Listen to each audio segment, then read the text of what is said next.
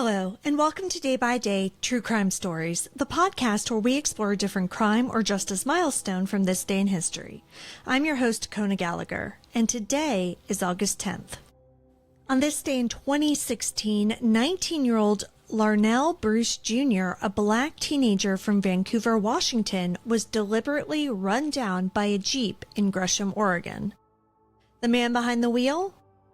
Known white supremacist. This was no accident. It was a hate crime, and ultimately it led to a rare conviction that forced Oregon's legal system to confront an uncomfortable truth. Today, we're talking about the murder of Larnell Bruce Jr. Let's get started.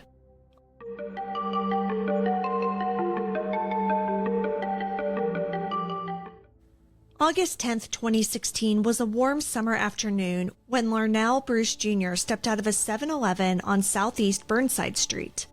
It was just a regular stop at a convenience store until a red Jeep Wrangler crept into the parking lot, driven by 40-year-old Russell Courtier. What happened next escalated quickly. Courtier and Larnell exchanged words. Some witnesses said that Larnell may have shown a knife, but that point remains disputed. The exchange escalated into a fist fight with both men trading punches. Then, Courtier got into his car, but he wasn't leaving. Surveillance footage captured the moment Courtier backed his Jeep out of the lot, circled around, and suddenly began chasing Larnell down the street. Larnell ran. He ran across the parking lot, then along the sidewalk, dodging pedestrians. He zigzagged, desperate to escape. But Courtier followed in the Jeep, veering off the road and onto a bike path. And then he hit him. Witnesses described the Jeep speeding up before it slammed into Larnell, dragging his body across the pavement. Some onlookers screamed, "He's bleeding!" and emergency responders rushed to the scene. Larnell was taken to the hospital in critical condition, but after 3 days of fighting, he died from his injuries. Courtier's girlfriend, Colleen Hunt, was in the Jeep. It was actually her Jeep that he was driving, and witnesses later said that they heard Hunt telling Courtier to go after Larnell at the time of the incident. Larnell had tried to get away. He had tried to de-escalate. His father said, quote, "He walked away. I was proud of him for that," end quote. But that wasn't enough. In the space of just a few minutes, a teenager lost his life to hate. Because this wasn't an incident of road rage. Investigators later uncovered Courtier's ties to the European Kindred, a white supremacist prison gang.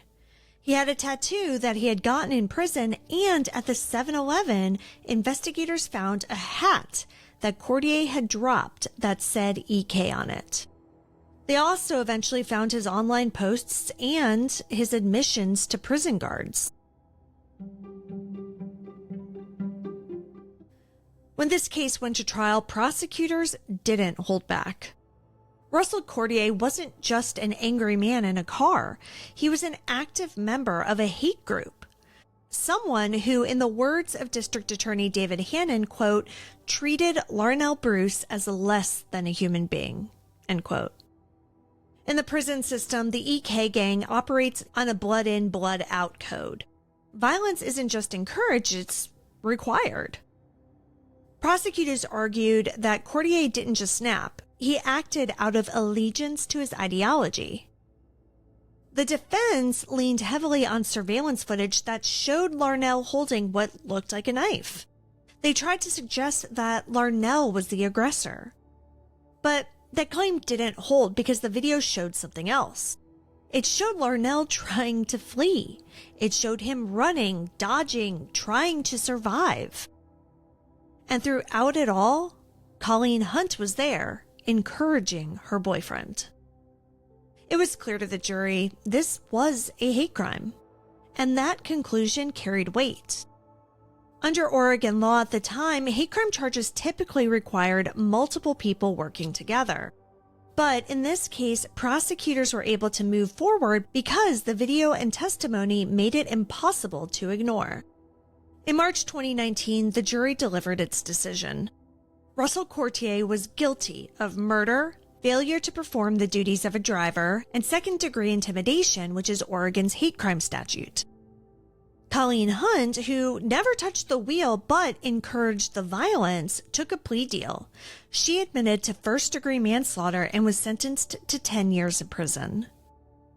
During Courtier's sentencing, Judge Jerry Hodson didn't mince words.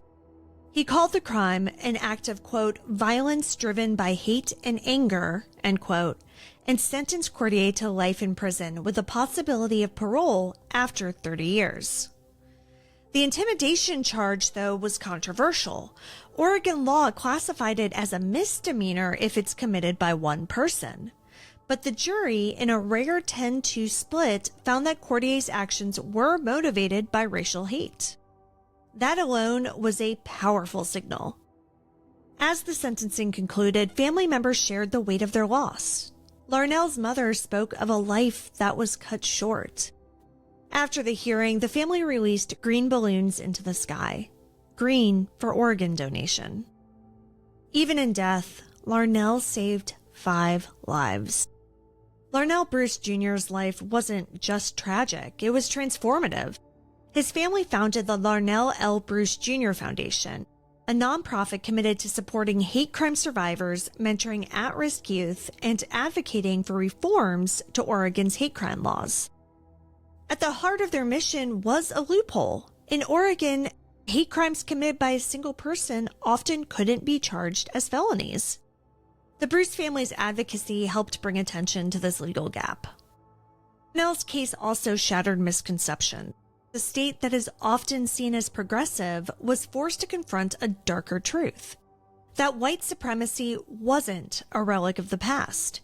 It was alive, organized, and capable of deadly violence. Larnell Bruce Jr. was 19 years old. He was a son, a brother, and a friend. He wasn't looking for a fight that day, but hatred found him anyway. And yet, out of that violence came a movement.